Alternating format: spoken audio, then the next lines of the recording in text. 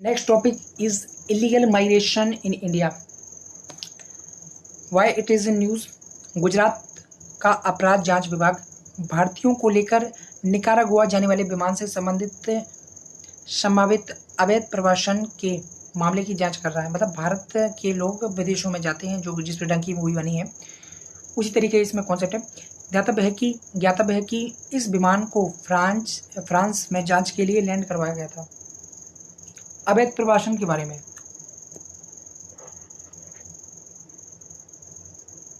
Illegal migration, अवैध प्रवासन का तात्पर्य लोगों द्वारा बिना किसी दस्तावेज या गैर कानूनी तरीकों का उपयोग करते हुए एक देश से दूसरे देश की सीमा में प्रवास करने से है।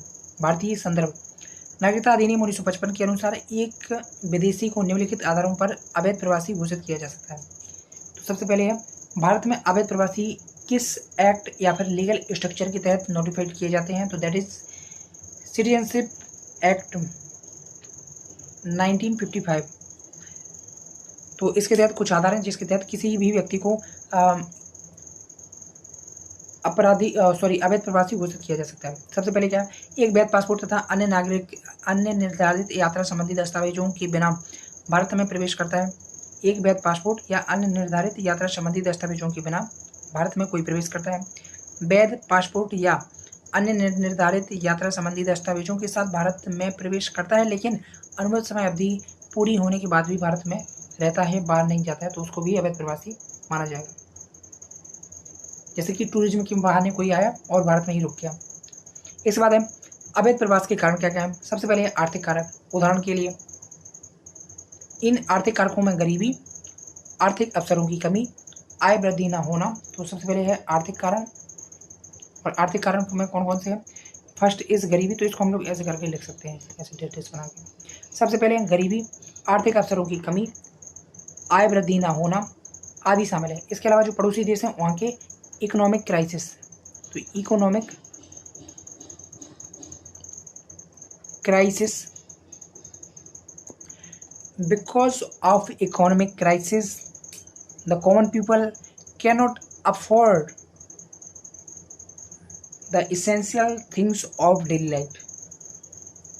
बेहतर जीवन स्तर, तो कुछ लोग क्या करते हैं बेहतर जीवन स्तर के साथ के लिए इसके तहत गंतव्य देशों में बेहतर अवसरों की वास्तविकता या तथाकथित जानकारी के कारण प्रवासन होता है। उदाहरण के लिए द अमेरिकन ड्रीम का वादा अभी तक बहुत से वैध और अवैध प्रवासियों को अमेरिका की ओर आकर्षित करता है। द अमेरिकन ड्रीम्स आदर्शों का समूह है जिसमें समानता, स्वतंत्रता, अधिकार आदि शामिल है। तो लोग समझते हैं कि in America they can get more opportunities and right, so they migrate America by using illegal practices, by using difficult terrain,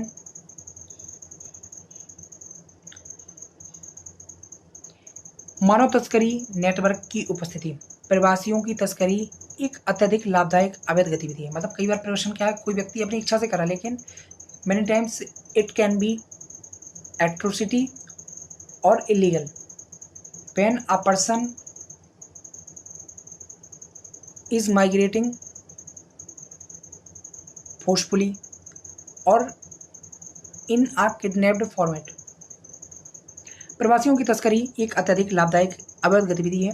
इसके पता चलने का जोखिम अपेक्षाकृत कम होता है। ई माइग्रेट पोर्टल के माध्यम से, ई माइग्रेट पोर्टल है फॉर द इलीगल ट्रैफिकिंग, जो भी एक माइग्रेशन का ही प्रकार है। ई माइग्रेट पोर्टल के माध्यम से अक्टूबर 2023 तक भारत में 2925 अवैध एजेंटों को सूचित किया गया है जो अवैध आप्रवासन को बढ़ावा देते हैं। इसके अलावा कहीं पर राजनीतिक और धार्मिक उत्पीड़न है तो वहाँ से भी प्रवासन होता है। उदाहरण के लिए तिब्बत की जो निर्वासित सरकार यहाँ पर रहती है वो एक प्रकार से राजनीतिक संकट के कारण भारत में रहती है। इसके अलावा है अफगानिस्तान, म्यांमार, श्रीलंका, पाकिस्तान, बांग्लादेश आदि में जो शरणार्थी हैं, अल्पसंख्यक हैं, जो वहाँ पर माइनॉरिटीज़ हैं, उनके साथ एट्रोसिटी होती है, फिर उनके साथ क्लैशेस होते हैं, तो उसके कारण भी उनका प्रवासन होता है।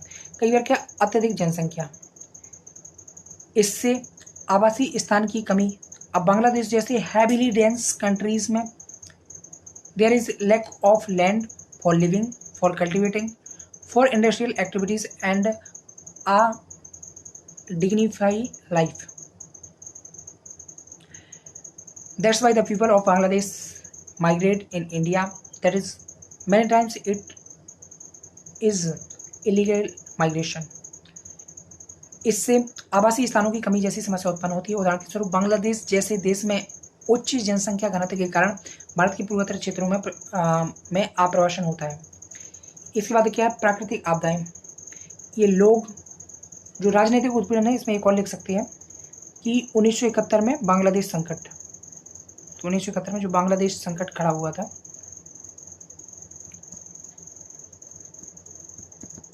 ठीक है. इसके बाद है प्राकृतिक आपदाएं. ये लोगों को जीवित रहने और जीवन के लिए बेहतर स्थितियों की खोज करने के लिए पलायन करने को मजबूर कर सकती है. उदाहरण के लिए लगातार सूखे के कारण अफ्रीका की साहिल क्षेत्र में अवैध प्रवासन को बढ़ावा मिला है. सहारा से साहिल में लोग आ रहे हैं. इसके बाद बांग्लादेश में बार बार आने वाली बाढ़, चक्रवात आदि के कारण भारत की ओर प्रवासन को मौका मिलता है. इसके अलावा सोशल नेटवर्क की मौजूदगी, ये बहुत महत्वपूर्ण है. पहले से प्रवास किए गए लोगों की जान पहचान द्वारा एक सोशल नेटवर्क स्थापित होता है. यह नेटवर्क उन लोगों से जुड़े समुदाय की प्रवास के लिए अधिक आकर्षित होता है. उदाहरण के लिए भारत में जो म्यांमार की चकमा शरणार्थी है, या फिर म्यांमार से जो मिजो कम्युनिटी या चीन कम्युनिटी के लोग हैं, उनका कहाँ पर होता है, मिजोरम में माइग्रेशन होता है, क्योंकि उनके पास well established link and cultural similarity है with the people of Mizoram. इसके परिणामस्वरूप प्रायः अवैध विकल्पों की अनुपस्थिति में अवैध मार्गों का प्रवास होता है. अब है इलीगल माइग्रेशन का प्रभाव क्या पड़ता है, तो इसको हम रैपिडली जल्दी देखते हैं. सबसे पहले है आर्थिक शोषण. अवैध और बिना दस्तावेज वाले प्रवासियों के द्वारा कानूनी सहायता का अभाव होता है. इस कारण वे अनुचारित, अस्थायी व असुरक्षित नौकरियों, यहाँ तक कि बलात्श्रम के प्रति भी सुविध होते हैं. तो सबसे पहले क्या, उनका आर्थिक शोषण, मतलब जो अवैध प्रवासी आए हैं तो उनका आर्थिक शोषण होता है. दूसरी बात है मानवाधिकार उल्लंघन. तो मानवाधिकार उल्लंघन, अवैध प्रवासी अपनी कठिन प्रवास यात्राओं के दौरान या गंतव्य स्थान पर कई अमानवीय स्थितियों और अपराधों के प्रति सुविध हो जाते हैं, जैसे हमले, बलात्कार, जबरन वसूली इत्यादि के प्रति. हिरासत और निर्वासन का जोखिम, अवैध प्रवासियों को प्राधिकारियों द्वारा निर्वासित किए जाने और हिरासत के दौरान उनके साथ दुर्व्यवहार किए जाने का डर लगता रहता है. इसके बाद है सामाजिक तनाव, जो अभी हम लोग इससे ऊपर देख रहे थे, हिरासत और निर्वासन का जोखिम रहता है. उदाहरण के लिए अवैध प्रवासियों द्वारा अमेरिका में बने हिरासत गृह या फिर जो डिटेंशन कैंप होते हैं पर अक्सर आरोप लगता रहता है कि वहाँ रहने की स्थितियाँ अत्यधिक खराब है. इससे बच्चों सहित बंदियों की शारीरिक, मानसिक, सामाजिक स्वास्थ्य पर प्रभाव पड़ता है. नेक्स्ट पॉइंट क्या है, सामाजिक तनाव. बड़े स्तर पर अवैध प्रवासन गंतव्य स्थान की जनसांख्यिकी बदल देता है. पहले से निर्मित सामाजिक सांस्कृतिक पहचान के समक्ष खतरा पैदा होता है. जैसे कि असम में क्या होते हैं, जो बांग्लादेश से प्रवासन हुआ तो उसके कारण असम में दंगे होना.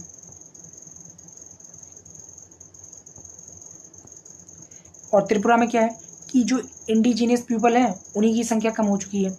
तो त्रिपुरा में जो स्थानीय, उदाहरण के लिए त्रिपुरा में क्या हुआ है, जो वहाँ पर स्थानीय आबादी थी उनकी संख्या, जो शरणार्थी हैं या फिर जो वहाँ पर आकर बाहरी लोग बसे हैं उनकी तुलना में कम हो गई, या फिर बाहरी लोग वहाँ पर बहुमत में आ गए हैं. तो इसके कारण उनके जो राजनीतिक अधिकार थे वो कहीं ना कहीं कम हुए. जैसे लोगों, अब इससे क्या होता है, सामाजिक तनाव के और एग्जाम्पल क्या है, जैसे बांग्लादेश से अवैध प्रवासन के कारण असमिया पहचान खतरे ने असम में सामाजिक राजनीतिक तनावों को बढ़ावा दिया है. इसी संदर्भ में वहाँ पर उल्फा नामक एक संगठन का भी उभार हुआ था. इसके बाद है असंगठित अपराधों को बढ़ावा. तो एक चुनौती क्या होती है, असंगठित अपराधों को बढ़ावा. अक्सर संगठित अपराध को बढ़ावा. अक्सर संगठित आपराधिक समूह प्रवासियों की सीमा पार तस्करी में शामिल होते हैं. उदाहरण के लिए संयुक्त राज्य अमेरिका मेक्सिको सीमा पर संगठित आपराधिक समूह सक्रिय हैं. तो उदाहरण के लिए narco terrorism activities between the America and Mexico border. अब इसके बाद अवैध प्रवासन को रोकने के लिए क्या क्या पहलें की गई हैं. सुरक्षित जाएं, प्रशिक्षित जाएं। पहल तो किसके द्वारा है? विदेश मंत्रालय के द्वारा। सुरक्षित जाएं और प्रशिक्षित जाएं, विदेश मंत्रालय। यह विदेश मंत्रालय की पहल है। इसका उद्देश्य रोजगार के लिए विदेशों में जाते समय सुरक्षित और वैध मार्गों का उपयोग करने के बारे में जागरूकता का प्रसार करना है। इसके बाद है प्रवसन और गमनागम साझेदारी समझौते। इस तरह के समझौतों का उद्देश्य वैध और व्यवस्थित प्रवसन को प्रोत्साहित करना है। साथ ही पहचाने गए अवैध प्रवासियों की अनेक वापसी, उनके देशों में वापसी का आश्वासन देना, अनियमित प्रवासन को समाप्त करना। ऐसा समझौता फ्रांस जैसे देशों के साथ किया गया है। इसके बाद है सीमा प्रबंधन। इसका उद्देश्य अवैध प्रवासियों की घुसपैठ को रोकना। इसमें निम्नलिखित पहलें शामिल हैं, जैसे कि सीमा पर बाड़ लगाना, फ्लड लाइटिंग आदि के रूप में भौतिक अवसंरचना का निर्माण करना। इसके बाद है व्यापक एकीकृत सीमा प्रबंधन प्रणाली CIBMs। यह सीमावर्ती क्षेत्रों में स्थिति जन जागरूकता सिचुएशन अवेयरनेस में सुधार करने के लिए एक तकनीकी समाधान है। इसके बाद क्या है? अवैध घुसपैठ को रोकने के लिए सीमा सुरक्षा बल भी हमारे पास है। Border security force, Assam rifle द्वारा नियमित गश्ती और यहाँ पर सुरंग रोधी अभ्यास चलाए जाते हैं। अब इसके अलावा इस क्षेत्र में कुछ वैश्विक पहलें हैं, तो वहाँ बिल्कुल है। कौन कौन सी है? सुरक्षित, व्यवस्थित और नियमित प्रवासन के लिए ग्लोबल कॉम्पैक्ट।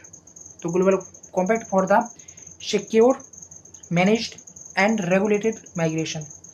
यह अंतर्राष्ट्रीय आवासन संगठन के तहत IOM, international organisation for migration के तहत किया गया एक वैश्विक समझौता है।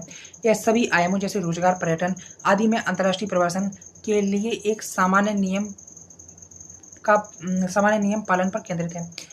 अंतर्राष्ट्रीय प्रवासन के संदर्भ में मानव तस्करी को रोकना, उससे निपटना और उसका उन्मूलन करना इसके मुख्य उद्देश्यों में एक है।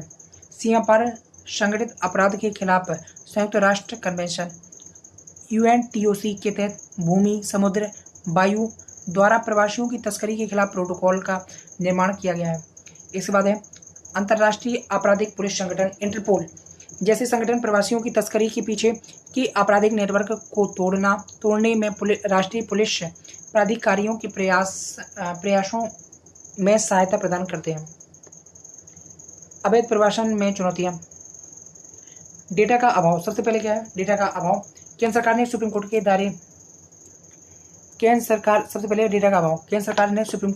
ने सुप्रीम कोर्ट में दायर एक शपथ पत्र में कहा है कि अवैध प्रवासियों की संख्या का सटीक संग्रह करना मुश्किल हो जाता है। ऐसा इस कारण क्योंकि अवैध प्रवासी गुप्त और चोरी छिपे तरीके से देश में प्रवेश करते हैं। इसके बाद है अव्यवस्थित सीमाएं। अवैध प्रवासी डंकी मार्गों, बड़ा अच्छा टर्म है, डंकी मार्गों या फिर उड़ानों का उपयोग करते हैं। इससे उनका विविध देशों में अवैध प्रवासन कम कठिन हो जाता है। इसके बाद है ट्रैवल एजेंसियों का प्रभावी विनियमन। इसके कारण बेईमान ट्रैवल और प्लेसमेंट एजेंटों की संख्या बढ़ी है। ये अवैध प्रवासन को बढ़ावा दे रहे हैं। ये विशेषकर उन क्षेत्रों में अधिक है जहां विदेश जाने की मांग ज़्यादा है। इस बाद समन्वय से संबंधित मुद्दे। अंतर्राष्ट्रीय मानव तस्करी नेटवर्क के सीमा पारीय आयाम के कारण कानूनी प्रवर्तन एजेंसियों के व्यापक अंतर्राष्ट्रीय सहयोग की कमी है। अंतर्राष्ट्रीय आपराधिक समूहों की भागीदारी।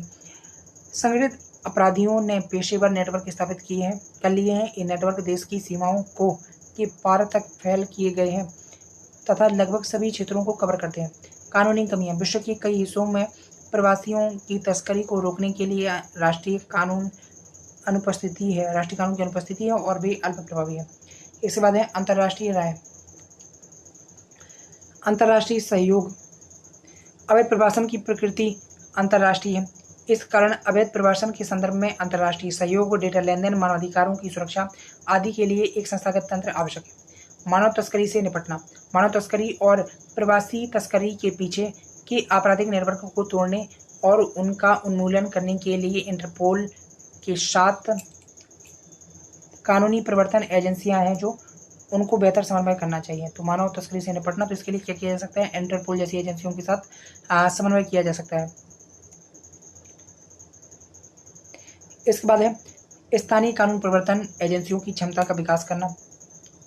अवैध प्रवासन का पता लगाने उसे रोकने और सुविधा स्थितियों में प्रवासियों की सुरक्षा करने के लिए स्थानीय कानून प्रवर्तन एजेंसियों की का क्षमता का निर्माण किया जाना चाहिए। इसके बाद है संगठित अपराध को रोकना। इस परिप्रेक्ष्य में सीमा पार संगठित अपराध के खिलाफ संयुक्त राष्ट्र कन्वेंशन UNTOC संगठित आपराधिक समूहों की भागीदारी को रोकने में सहायक हो सकता है। इसके बाद है शरणार्थियों और अवैध प्रवासियों के बीच अंतर करना। भारत ने प्राचीन काल से ही राजनीतिक धार्मिक उत्पीड़न के कारण आने वाले शरणार्थियों को शरण प्रदान की है।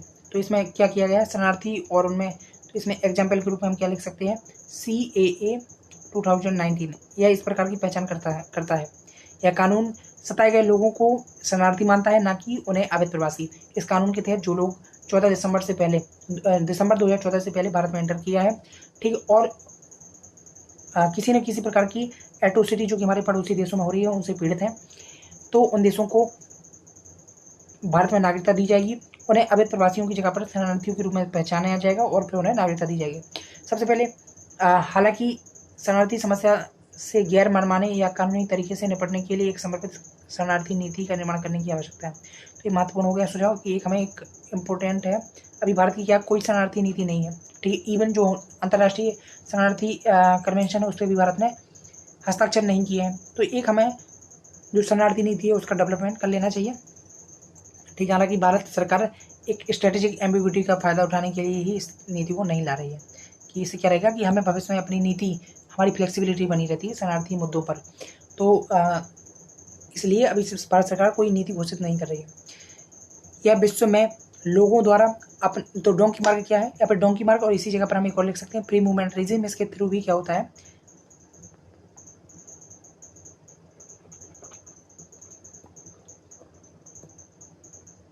Free movement regime.